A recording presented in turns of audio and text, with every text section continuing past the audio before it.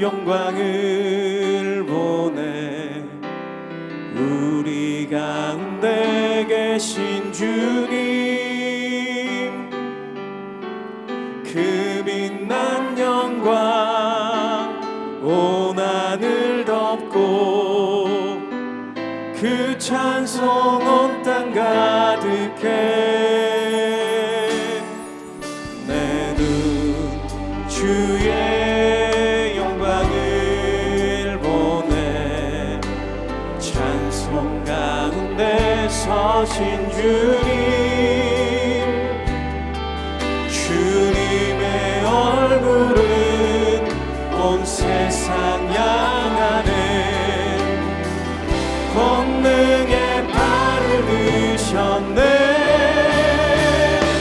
주의 영광 이곳에 가득해.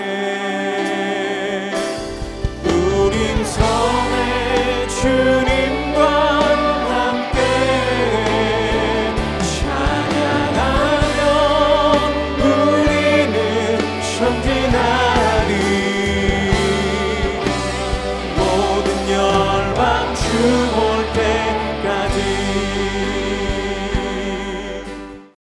제4장.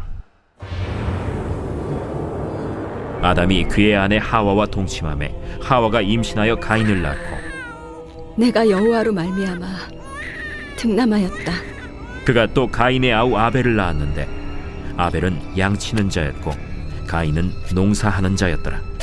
세월이 지난 후에 가인은 땅의 소산으로 제물을 삼아 여호와께 드렸고 아벨은 자기도 양의 첫 새끼와 그 기름으로 드렸더니 여호와께서 아벨과 그의 제물은 받으셨으나 가인과 그의 제물은 받지 아니하신지라.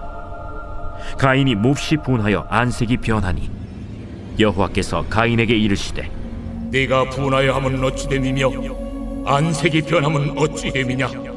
네가 선을 행하면 어찌 낯을 들지 못하겠느냐.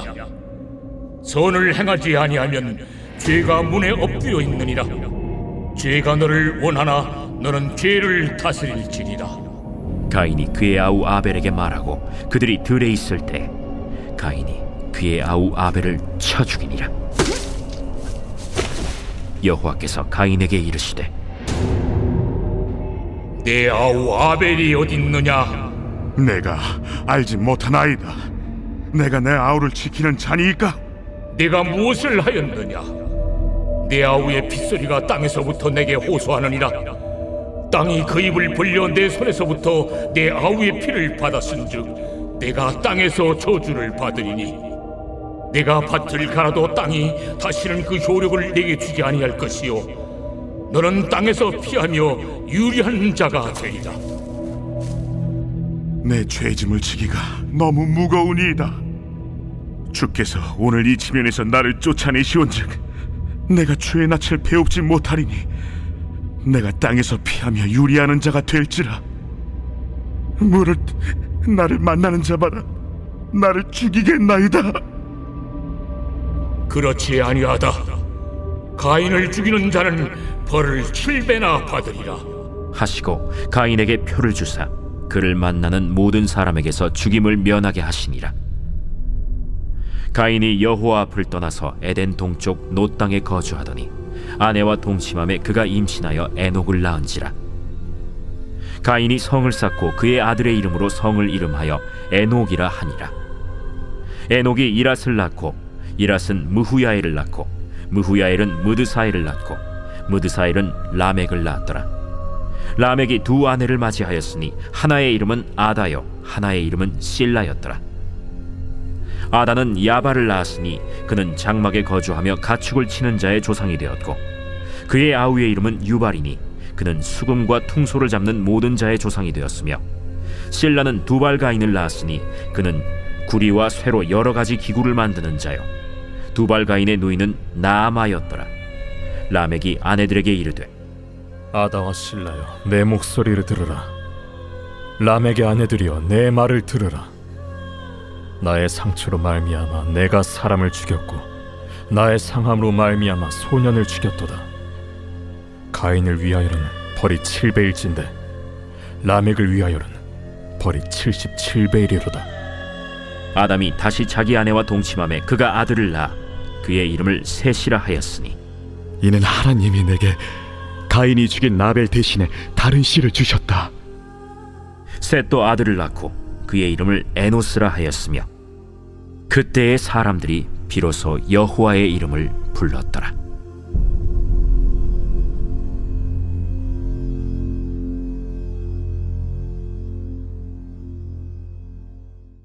선물로 주신 오늘 하루가 하나님께서 가장 기뻐하시는 삶을 사는 복된 하루가 되시길 주님의 이름으로 축복합니다. 여러분 혹시 이런 경험 없으십니까? 주일 예배를 정말 경건하게 드리고 성경책을 품에 안고 주차장을 나가는데 옆차가 갑자기 끼어듭니다. 그 순간 입에서 나도 모르게 아니 저 XX가 하고 욕이 나오며 은혜가 한순간에 쏟아지는 경험 말입니다. 분명히 예배를 드렸는데 마음은 여전히 사나울 때가 있습니다. 오늘 본문에는 인류 최초의 예배 현장이 나옵니다. 그런데 참 이상합니다. 예배를 드리고 난 후 한 사람은 진정한 예배자가 되었고 한 사람은 살인자가 되었습니다. 똑같이 정성을 들여 제사를 드렸는데 결과가 왜 이렇게 달라졌을까요? 오늘 우리는 가인과 아벨의 이야기를 통해 하나님이 찾으시는 진짜 예배가 무엇인지, 그리고 넘어진 예배자를 끝까지 찾아오시는 하나님의 은혜를 함께 나누고자 합니다. 본문을 통해 우리가 분명히 알아야 할 것이 있습니다. 우리가 예물을 드렸다고 하나님께서 무조건 받으시는 것은 아니라는 사실입니다. 우리가 예물을 드렸다고 해서 다 하나님께서 받으실 것이라고 생각하면 큰 오해입니다. 혹시 제물의 종류 때문에 아벨의 제사는 받으셨고 가인의 제사는 받지 않으셨다고 생각하십니까? 하나님은 고기를 좋아하시기 때문에 아벨의 제물은 받으셨고 공유는 싫어하시기 때문에 받지 않으신 것이 아닙니다. 제물의 종류는 아무 상관이 없습니다. 가인은 그 아버지 아담을 이어 농사꾼이 되었습니다. 그렇기 때문에 땅의 소산인 곡식으로 제사를 드리는 것이 당연합니다. 그리고 아벨은 목축을 했기 때문에 자신이 키운 양의 새끼와 그 기름을 드리는 것이 당연합니다. 각자 적절한 예물을 드린 것입니다. 그러나 하나님께서는 아벨의 제물은 받으시고 가인의 제물은 받지 않으셨습니다. 하나님께서는 모든 제물을 무조건 다 받으시지는 않습니다. 받으시는 예물과 받지 않으시는 예물에 있어서 예물의 종류는 문제가 없습니다. 그럼 무엇이 문제입니까? 문제는 바로 예물을 드리는 아벨과 가인 자신입니다. 창세기 4장 4절에서 5절 말씀 읽겠습니다. 아벨은 자기도 양의 첫 새끼와 그 기름으로 드렸더니 여호와께서 아벨과 그의 제물은 받으셨으나 가인과 그의 제물은 받지 아니하신지라. 가인이 몹시 분하여 안색이 변하니. 본문이 분명하게 밝히는 것은 하나님께서는 제물만 받으시는 것이 아니라 먼저 그 사람 자체를 받으시는 분이시라는 것입니다. 순서를 잘 살펴보아야 합니다. 먼저 아벨과 가인이 나오고 그 다음이 제물이 나옵니다. 무엇을 말하고 있는 것입니까? 하나님께서는 제물 이전에 제물을 드리는 사람을 더 중요하게 생각하신다는 것입니다. 하나님께서는 정말 중요하게 생각하시는 것은 제물을 드리는 그 사람 자체가 온전한지 아닌지를 살피신다는 것입니다. 하나님은 제물을 드리는 자가 온전치 못하면 그 제물이 아무리 좋다 할지라도 그 제물은 받지 않으심을 분명하게 말씀하고 있는 것입니다. 왜 그렇습니까? 하나님께서 원하시는 제물은 바로 우리 자신이기 때문입니다. 그러므로 정말 주의하여 살펴야 할 것은 내 모습이 하나님께서 기뻐하실 만한 모습인가입니다. 나의 나됨이 어떠한가를 살펴야 합니다. 만약에 여러분에게 평범하지만 깨끗한 사기 그릇에 담겨진 아주 평범한 음식과 정말 비싸지만 오물이 묻어있는 금그릇에 담겨진 아주 맛있는 최고급 음식이 제공되면 무엇을 받으시겠습니까? 어려우세요? 당연히 평범하지만 깨끗한 그릇에 담겨진 음식을 받아야죠. 지금 음식과 그릇이 얼마나 맛있고 비싸냐가 중요한 것이 아닙니다. 그릇의 위생 상태가 어떠냐에 따라 음식의 가치가 달라지기 때문에 그릇의 위생 상태가 중요한 것입니다. 마찬가지입니다. 그래서 주님께서는 마태복음 5장 23절과 24절에 이렇게 말씀하십니다. 그러므로 예물을 제단에 드리려다가 거기서 내 형제에게 원망 들을 만한 일이 있는 것이 생각나거든 예물을 제단 앞에 두고 먼저 가서 형제와 화목하고 그 후에 와서 예물을 드리라. 예물도 중요하지만 먼저 예물을 드리는 예배자의 사람됨이 어떠하느냐가 더 중요함을 말하고 있는 것입니다. 디모데후서 2장 20절에서 21절도 다음과 같이 말씀하고 있습니다. 큰 집에는 금그릇과 은그릇뿐 아니라 나무그릇과 질그릇도 있어 귀하게 쓰는 것도 있고 천하게 쓰는 것도 있나니 그러므로 누구든지 이런 것에서 자기를 깨끗하게 하면 귀히 쓰는 그릇이 되어 거룩하고 주인의 쓰심에 합당하며 모든 선한 일에 준비함이 되리라. 그릇의 종류가 중요한 것이 아니라 그 그릇이 지금 깨끗하냐 아니냐 그 상태가 중요하다는 것입니다. 즉 하나님께서는 예배에 있어서 제물의 화려함과 많고 적음의 문제가 아니라 그 제물을 드리는 사람이 깨끗한가 아닌가 그 사람됨을 보신다는 것입니다. 사실 예물의 차이는 예배자의 사람됨에 의해 달라지는 것입니다. 예배자 자신이 온전하면 진정한 제물을 드리게 되어 있습니다. 어떤 아버지가 퇴근했는데 두 아들이 달려옵니다. 평소에 아버지를 사랑하는 마음이 없고 불량한 행동을 하는 큰 아들은 아빠한테 용돈을 더 받을 생각으로 비싼 초콜릿을 사와서 툭 던지며 아빠 나 이거 샀으니 내일 장난감 사줘요 합니다. 그런데 작은 아들은 돈이 없어서 길가에 핀 꽃 한 송이를 꺾어 들고 와서는 아빠 품에 안기며 아빠 보고 싶었어요 합니다. 아버지는 누구의 선물을 기쁘게 받을까요? 하나님은 우리가 드리는 종교적인 실적을 원하시는 분이 아니십니다. 하나님이 진짜 받으시는 예배의 제물은 바로 하나님을 사랑하는 우리 자신입니다. 하나님을 사랑하는 마음이 빠진 예배는 하나님께 오히려 거북한 종교 행위가 될 수 있음을 우리는 기억해야 합니다. 예배가 거절당하자 가인의 반응은 어떠했습니까? 5절을 보니 안색이 변했다고 합니다. 예배를 드렸는데 얼굴이 더 험악해졌습니다. 왜 그랬을까요? 그의 평상시의 모습을 보여주고 있는 것입니다. 그는 평상시에 자신의 뜻대로 되지 않았을 때 불만 불평하고 화를 내는 사람이었다는 것입니다. 평상시에 늘 그렇게 살았기 때문에 하나님께 예배를 드리는 자리에서 감히 하나님께서 그렇게 하신 것에 대해 받아들이지 않고 안색이 변한 것입니다. 그리고 그의 평상시의 삶은 하나님과 관계를 전혀 고려치 않고 남과 비교하는 삶의 모습이었음을 보여주고 있습니다. 그래서 자신의 예배를 받지 않으시고 동생 아벨의 예배는 받으시자 질투가 난 것입니다. 왜 제 것만 받으시고 내 건 안 받는 거야? 이 비교의식이 들어오는 순간 예배는 지옥이 됩니다. 평상시의 삶이 어떠했느냐에 따라 예배가 달라지는 것입니다. 그러므로 제물을 드리기 전 자신의 삶을 먼저 회개함으로 씻어 거룩한 제물이 되어야 하는 것입니다. 이에 대해 우리 주님께서 다음과 같이 말씀하십니다. 마태복음 5장 23절에서 24절 말씀입니다. 그러므로 예물을 제단에 드리려다가 거기서 내 형제에게 원망 들을 만한 일이 있는 것이 생각나거든 예물을 제단 앞에 두고 먼저 가서 형제와 화목하고 그 후에 와서 예물을 드리라. 이때 하나님이 가인에게 찾아오셔서 아주 유명한 말씀을 하십니다. 죄가 문에 엎드려 있으나 너는 죄를 다스릴지니라.